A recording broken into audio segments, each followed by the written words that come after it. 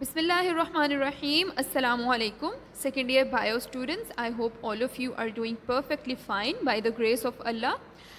Welcome to lecture number 8 of our chapter 24, which is going to be the last lecture of our chapter, and our last topic of the chapter is endangered species. Talking about endangered species, first of all let's look at the meaning of endangered. Endangered का मतलब है in danger या ख़तरे में होना. अब species के साथ जब हमने इस वर्ड को लिखा है तो इसका मतलब है कि स्पीशीज़ को कोई ख़तरा फेस करना पड़ रहा होगा. But the threat that the species face वो कौन सा है? दैट थ्रेट और that fear, that danger is extinction. Extinction का ख़तरा होता है स्पीशीज़ को, जिसकी वजह से उनको हम इंडेंजर्ड स्पीशीज़ कहते हैं. एक्सटिंक्शन के बारे में हमें पता है it is a process in which किसी इंडिविजुअल का जो नंबर है अर्थ के ऊपर या किसी भी पॉपुलेशन के अंदर वो कम्प्लीटली ख़त्म हो जाता है. ये कोई पॉपुलेशन या स्पीशी इंडिविजुअल्स जो हैं वो स्पीशी कम्प्लीटली वाइप आउट हो जाती है अर्थ की पॉपुलेशंस के अंदर से. अब ये जो वाइप आउट होने का प्रोसेस है ये एक नेचुरल प्रोसेस भी है, जैसे कि हमने अपने चैप्टर में ये देख लिया है कि सिलेक्शन वगैरह के जो प्रोसेसेस हैं वो नेचुरल प्रोसेसेस हैं.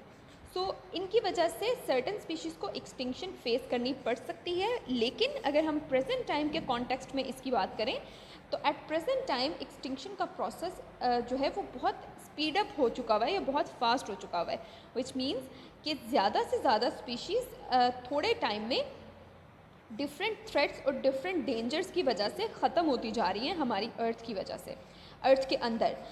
इसमें अब कुछ नेचुरल कॉजेज़ तो होंगे ही ऑब्वियसली, लेकिन अब जो प्रेजेंट इसका रैपिड इंक्रीज़ है एक्सटिंक्शन का या इंडेंजर्ड स्पीशीज़ के नंबर का इंक्रीज़ जो है that is because of some unnatural causes as well और थ्रेट्स एज वेल, जिसके अंदर ज़्यादातर ह्यूमन एक्टिविटीज़ या ह्यूमन्स का काम आ जाता है. सो इंडेंजर्ड स्पीशीज़ को अगर हम प्रॉपरली डिफाइन करें तो we say endangered species are दो species which are in imminent danger या फिर in serious danger of extinction in near future, यानी कि नियर फ्यूचर में उनके ख़त्म होने का बहुत सीरियस ख़तरा होता है. इसके अलावा एक और टर्म, एक और कैटेगरी जो ऑर्गेनिजम्स की जिसमें हम इंक्लूड करते हैं that is threatened species.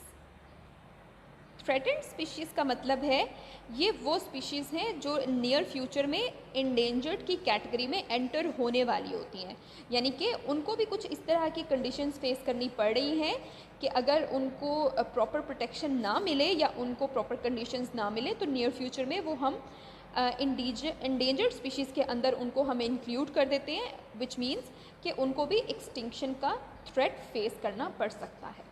So extinction का सबसे बड़ा कॉज या सबसे बड़ी रीज़न कॉमन जो हमें नज़र आती है वो है हैबिटेट डिस्ट्रक्शन. हैबिटेट डिस्ट्रक्शन का मतलब है कि इंडिविजुअल्स जिस जगह पर रह रहे हैं या सर्टेन स्पीशीज़ जहाँ पर लोकेटेड हैं उनकी जो लिविंग स्पेस है वो डिस्ट्रॉय हो जाती है. अब इसके पीछे ऑब्वियसली नेचुरल कॉजेज़ भी हो सकते हैं, नेचुरली भी डिस्ट्रक्शन हो सकती है इस हैबिटेट की, लेकिन इसमें प्रेजेंट टाइम में हमें इंक्रीज़ होता हुआ नज़र आता है हैबिटेट डिस्ट्रक्शन के अंदर ड्यू टू ह्यूमन एक्टिविटीज़. जैसे एक सबसे कॉमन चीज़ जो हमें नज़र आती है दैट इज़ डिफॉरेस्टेशन. ह्यूमंस अपने बेनिफिट के लिए जब फॉरेस्ट को कट डाउन करते हैं तो वहाँ से क्या हो रहा होता है कि बहुत सारे जो ऑर्गेनिजम्स और स्पीशीज़ हैं एक्चुअली हम उनका होम डिस्ट्रॉय कर रहे होते हैं. उनका होम जब डिस्ट्रॉय होगा तो उनके लिए एक्सटर्नल कंडीशंस को फेस करना, अब उनके लिए क्योंकि कंडीशंस डिफरेंट हो जाएंगी तो उनको फेस करना भी उनके लिए चैलेंजिंग हो जाएगा. ये चैलेंज कुछ ऑर्गेनिजम्स तो बहुत इजीली इससे अडेप्ट कर पाएंगे और सर्वाइव कर जाएंगे, लेकिन बहुत सारे इंडिविजुअल्स ऐसे भी हो सकते हैं, ऐसी भी स्पीशीज़ हो सकती हैं जिनके लिए ये चेंज कोप करना उनके लिए मुश्किल हो जाए.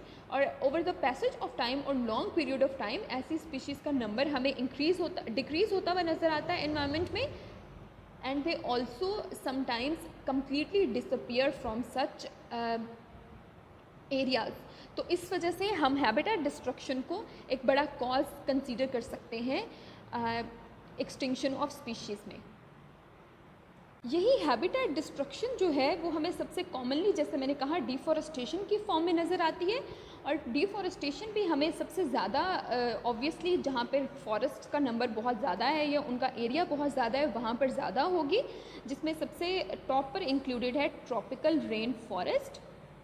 ट्रॉपिकल रेन फॉरेस्ट जो है वो ऐसे फॉरेस्ट्स हैं, ऐसे एरियाज़ में प्रेजेंट हैं जहाँ पे अबंडेंट रेन होती है और इस वजह से वहाँ पे जो फौना फ्लोरा की जो स्पीशीज़ हैं उनके अंदर बहुत सारी वैरायटी होती है।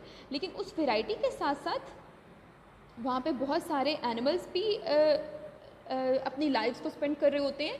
तो इस प्रेजेंट टाइम पर अगर हम ट्रॉपिकल रेन फॉरेस्ट की बात करें तो इनका नंबर 44% डिक्रीज़ हो चुका हुआ है। यानी कि डिफॉरेस्टेशन इतनी ज़्यादा हो चुकी है जिसमें नेचुरल कॉजेज़ भी हैं और like I said human activities भी हैं कि इनका नंबर 44% डिक्रीज़ हो चुका हुआ है। And there are certain reasons in the world such as Ecuador जहाँ पर इनका नंबर 95% तक भी हमें डिक्रीज़ होता हुआ नज़र आता है। सो हम इन नंबर्स या इन फिगर से ये अंदाज़ा लगा सकते हैं कि ये कितना सीरियस थ्रेट या कितना सीरियस डेंजर है डिफरेंट स्पीशीज़ के लिए जो इस फॉरेस्ट के अंदर रिज़ाइड कर रही होंगी। और ना सिर्फ ये कि इनकी destruction is a loss of habitat for many organisms, इनके अंदर से मिलने वाले बहुत सारे रिसोर्सेज भी स्लोली ख़त्म होते जा रहे हैं। यानी कि इस बहुत सारे ऐसे सब्सटेंसेस हैं जिनको हम फ्लोरा के डिफरेंट स्पीशीज़ से ऑब्टेन करते हैं such as medicine and food substances etcetera. इनको जब हम फॉरेस्ट की डिस्ट्रक्शन के पॉइंट ऑफ व्यू में देखें तो इसका मतलब है कि हमारे पास फूड रिसोर्सेज भी ख़त्म होते जा रहे हैं, ना सिर्फ ह्यूमंस के लिए बल्कि दूसरी स्पीशीज़ के लिए भी।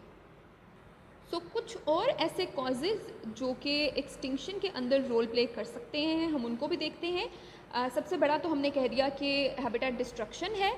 उसके अलावा हमारे पास है climate change which is equally dangerous.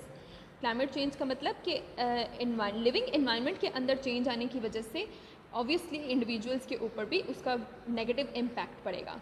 Then we have pollution, a very serious threat, very important thing to be considered. Pollution जो हमारे इन्वायरमेंट में over the passage of time अब तक कॉज हो चुकी हुई है, specifically at present time, that is heavily affecting the living beings on this planet. And also एक और कॉज जो है वो ये भी हो सकता है कि invasion of foreign species. Invasion of foreign species का मतलब है कि किसी एक एरिया में रहने वाले इंडिविजुअल्स के ऊपर किसी दूसरे स्पीशी या पॉपुलेशन के अटैक की वजह से वो स्पीशी जो है वो वहाँ से कम्प्लीटली ख़त्म भी हो सकती है या वो उनका शिकार बनने की वजह से वो कम्प्लीटली वाइप आउट हो सकती है। These are some other causes of extinction which leads us to different endangered species. अब अगर हम कुछ मेजर्स की बात कर लें जिनको लेने की ज़रूरत है to protect these endangered species, तो उसमें से फर्स्ट ऑफ ऑल तो है कंजर्वेशन, यानी स्पीशीज़ को बचाने या प्रोटेक्ट करने का काम करने की ज़रूरत है। कंजर्वेशन के अंदर इसका मतलब ये नहीं है कि जितने भी इंडिविजुअल्स जिनको ख़तरा है उसमें से थोड़े से इंडिविजुअल्स को या थोड़ी सी स्पीशीज़ के नंबर्स को उन इंडिविजुअल्स को हम पकड़ के अपने पास संभाल के रख लें और फिर उनको हमने प्रोटेक्शन अपनी तरफ से दे दी है। बल्कि कंजर्वेशन का मतलब है फर्स्ट ऑफ ऑल तो प्रोटेक्शन, यानी उनको प्रोटेक्ट करने की तो ज़रूरत है, लेकिन उसके साथ ही उनके जेनेटिक जो सेटअप है उसको इस तरह से मॉडिफाई या एडवांस करने की ज़रूरत है कि उनके अंदर सर्वाइवल इंस्टिंक्ट्स या सर्वाइवल कैरेक्टर्स आ जाएं। यानी कि डाइवर्सिटी ऑफ जीन्स हम कह सकते हैं, उनकी जीन्स के अंदर डाइवर्सिटी लाने की हम लोगों को ज़रूरत है ताकि वो उनके लिए सर्वाइवल ईजी हो जाए नेचुरल एनवायरनमेंट में। इस काम को करने के लिए हम लोग उनको प्रिजर्व कर सकते हैं आर्टिफिशियली भी, यानी अपने उनके हैबिटेट्स में से निकाल कर उनको प्रिजर्व किया जा सकता है। जबकि कंजर्वेशन का कुछ काम इस तरह से भी हो सकता है कि उनको उनके हैबिटेट के अंदर ही रहते हुए हम अपनी प्रोटेक्शन के अंडर ले आएँ। ये जो कंजर्वेशन के डिफरेंट स्टेप्स हैं उनकी डिफरेंट फॉर्म्स हो सकती हैं। जैसे फ़र्स्ट ऑफ ऑल हम बात करते हैं नेशनल पार्क्स की। नेशनल पार्क्स को इस्टेब्लिश करके हम स्पीशीज़ को कंजर्व इस तरह से कर सकते हैं कि ये वो पार्क्स होते हैं जहाँ पे इंडिविजुअल्स जो स्पीशीज़ होती हैं वो अपने नेचुरल एनवायरनमेंट में रह रही होती हैं, लेकिन उनको हम अपनी प्रोटेक्शन के अंडर ले आते हैं। यानी कि उनका एनवायरनमेंट चेंज नहीं होता, वो अपने हैबिटेट के अंदर ही होते हैं, but now they will be protected by the different Nations जिनको जहाँ पर ये स्पीशीज़ जहाँ की लोकल ये स्पीशीज़ होती हैं। इसके अलावा एक तो उनके नेचुरल हैबिटेट को प्रोटेक्ट किया जाता है इस तरह से। इसके अलावा जो डिफरेंट हैबिटेट्स एक दूसरे के साथ कनेक्टेड होते हैं, जिनको हम कहते हैं उनके वाइल्ड लाइफ कॉरिडोर्स हैं, उनको भी इस तरह से प्रोटेक्ट अगर कर लिया जाए तो इस तरह से जो स्पीशीज़ हैं उनको ज़्यादा फेवरेबल कंडीशंस मिल सकती हैं सर्वाइवल के लिए और उनके एक्सटिंक्शन के चांसेस कम हो सकते हैं। सेकेंड इम्पॉर्टेंट स्टेप जो इस रिगार्ड में लिया जा सकता है that is the protection of landscapes, यानी कि नेचुरल इन्वायरमेंट जहाँ पर इंडिविजुअल्स डिफरेंट स्पीशीज़ हमें लोकेटेड नज़र आती हैं, उनको अगर हम प्रोटेक्ट कर लें, यानी कि उनको डिफरेंट डेंजर्स से प्रोटेक्ट कर लें या डिफरेंट थ्रेट्स से उनको अवॉइड कर लिया जाए उन एरियाज़ को, तो वहाँ पर रहने वाली जो स्पीशीज़ हैं उनको बहुत सारे उनके ख़तरात जो हैं वो टल सकते हैं और इस तरह से वो अपने नेचुरल इन्वायरमेंट में भी रहेंगे and also they will be able to practice their individual activities, यानी वो अपनी एक्टिविटीज़ को अभी आराम से कर सकेंगे क्योंकि इन्वायरमेंट जो है वो नेचुरल होगा, लेकिन हम उसको अंदर प्रोटेक्शन इस तरह से लाएंगे कि डिफरेंट थ्रेट्स को इन चेक रखें कि इनको वहाँ पर रहने वाले इंडिविजुअल्स को कोई सडन थ्रेट या कोई सडन फैक्टर उनके ऊपर अप्लाई ना हो पाए। इसके अलावा कुछ और स्टेप्स जो कंजर्वेशन के अंदर इम्पॉर्टेंट साबित हो सकते हैं that is development of use, यानी ज़ू को बनाने से हमने क्या किया कि इंडिविजुअल्स जो पॉपुलेशंस हैं डिफरेंट स्पीशीज़ हैं उनको हम अपनी प्रोटेक्शन के